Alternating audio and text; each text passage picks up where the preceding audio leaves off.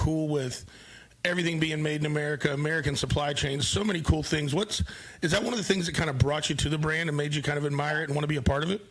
I mean, I'm not there because of course, Jocko's amazing, Pete's amazing, and so you have like people you trust. Mm-hmm. But is it something that is bigger and interesting to believe in? I don't need to just hang around people to hang around people. That's not my style. Yeah, I fell in love with it. We brought a lot of manufacturing into the United States with Under Armour, but once we started to grow, we had to move out. Yeah. And so, we moved a lot of stuff out, and we're talking millions and millions and millions of units in other places. And the story's easy, man. It's hard to do. It's easy to like. Hard to do. And that is, and that's funny because I get that critique all the time. Like, working for Traeger, I remember when we first launched the Timberline grill, the first model, the high-end one, we just came out with it. And one of our things we looked at was, hey, maybe we can use this higher-end unit to start bringing some manufacturing back to America. And I think we sent it out to 19 companies, and 16 didn't reply, and 3 came back with a cost that was about where we felt like our retail had to be. Yeah. And so, like you said, it's easy to fall in love with, but actually executing and doing it takes some real drive, some real ingenuity. But I'll tell you, like, the product is really, really nice. I've got some of y'all's stuff, and it's solid product. But how do you? And one thing you brought up with kind of the experience with Under Armour is, once you scale to a point, that's the really, really hard part of keeping it here. What are some of the things you can do and kind of look forward on trying to still scale but still keep the model? Well, being true to the Old Boy podcast, everybody knows what a governor is on a golf cart. Yes. Or one of your old carts you drive around the neighborhood. That governor is really a limiter, and there's very limiting things you can do here in the States. And so we've really been smart on what can we do instead of sit there and bitch and moan what we can't. Yeah, maybe we can't make the Traeger grill right here because of some of that, but what can we? So we bought some facilities. Pete and Jocko, before I came on board, had a vision. I've come in and helped kind of build on that vision, but we found things that work. And I think that's the smart thing. And then over time, we can build more capability. But I would say the company is half the size it probably should be if we were buying Asian manufacturing. Mm-hmm. We have out of stocks a lot. Like we have a great new canvas pant called the Moab. Uh-huh.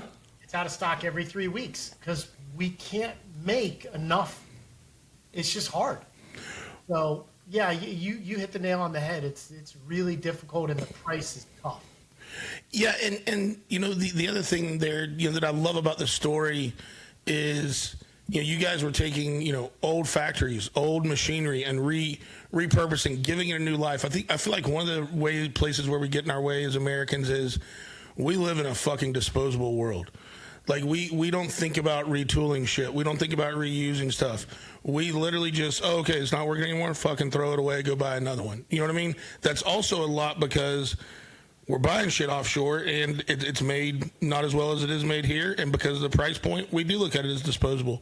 Yeah, but I love that part of the story about repurposing so many of these old factories and old equipment. But I also feel like too, in doing that, and the last topic that we discussed about also is like, does it come a point where you go, you know what? If this brand in this portion of it, whether it be casual wear, if based on what we have right now, if we're doing this and revenue and margin, that's fine. I feel like always corporate greed takes over, right? Yeah. If we have a pie like this, well, fuck, it should be like this. But it really doesn't have to be that way, because then you can look at other sectors, other opportunities like you guys have with Origin Hunt and some of those things. Where do you think that line is? And is that an okay discussion to have in the boardroom of, look, we don't just have to grow at a fierce pace. We can do controlled growth and just manage it as we can and as more opportunities and capabilities come up? Yeah, I mean, I think we're having those exact discussions. I think there's a fine balance between, I truly, if you're not growing, you're dying. but it doesn't have to be 100%. It could be 10%, and Yep. you can manage that. And I think you can become more efficient, using technology, using AI, using robots. So even if you're not growing, you're getting more profitable, you're becoming more efficient. I think we're also very, we're doing boot manufacturing. That's about as hard as it gets, literally. And then we're coming out with some rainwear, waterproof, breathable rainwear for the hunt line. Nobody makes that in the States, and we figured it out. So this team at Origin is really, I think what you were describing, kind of our forefathers and our uncles and grandfathers, they were fortuitous. They could make shit happen. Yep. They could fix it, make it, break it, fix it all again, and then build a factory to build the thing that they needed to build the thing to build the thing. Yep. You don't know any of that shit. And I would say this Origin team is about as good as it gets when it comes to that. I've been around the world. I've seen a lot of good factory people. These guys are geniuses. And you love that too, and that has to be one of the things too. When you're doing your due diligence, thinking about becoming a partner, just walking around and seeing that grit, that work ethic, that ingenuity, that these guys are running at a different pace and thinking at a different level that had to just be contagious and want to be a part of it. Oh yeah, I mean I'm 24/7. I'm not going to get involved with people that are sitting on their hands. So no, that was clear from the beginning. And it's funny, you say it and it's obvious, but not everybody does it. Yeah. Not everybody just gets in there, grinds it out, doesn't take no for an answer, doesn't run into a problem, be like, well, I don't know. I mean, it's solution-based thinking from the beginning. And I would say that, yes, I'm attracted to that. That's probably contagious in general. I'm really anti, slow and anti, problem. I hate problem people. Yeah. Yep. I just don't believe anything can be solved. It's usually how much money and how much time. Time. I always say that it's a factor of two things: time and money. Yeah. We can figure out but you can find a solution, yeah. and that's really a mindset thing. I know, from my background, I've always enjoyed that environment. I did three software startups, 2 turnarounds, then came to Traeger, which for the time I started was a $90 million company. So I mean, for where we've came now, you can almost, even though it was 30 years old, it was almost like operating a startup because it was in this archaic grill industry that grows at 2 or 3%, and all of us were like, dude, that sucks. How do you get excited about that in the morning?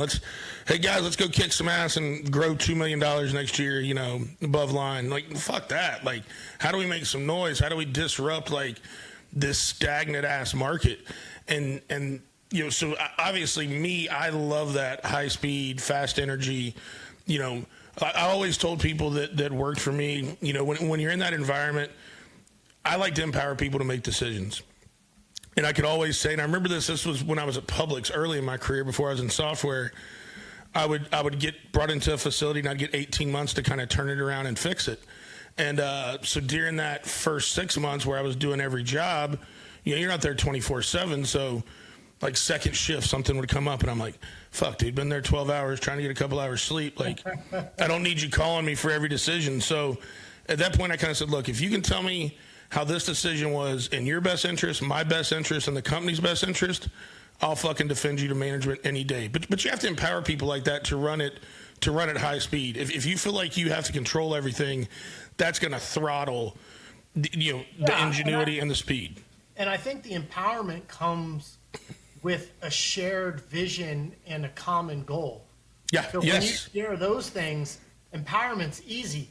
If you and I are not, we don't share the same values, we don't share the same goals, and I empower you to go do something, I'm probably going to be irritated with what you go do because we don't share a common interest. So I think starting with that, with Origin, obviously the vision with bringing back and onshoring, that's easy, right? So from there, it becomes so much more viable to empower on a daily basis because you already share the same vision and goal. And then in business, you got to make sure that the goals are clear and what are we actually trying to accomplish. But here's the thing. I don't want to communicate with people. I'm an introvert. And at the end of the day, employees, you got to pay them.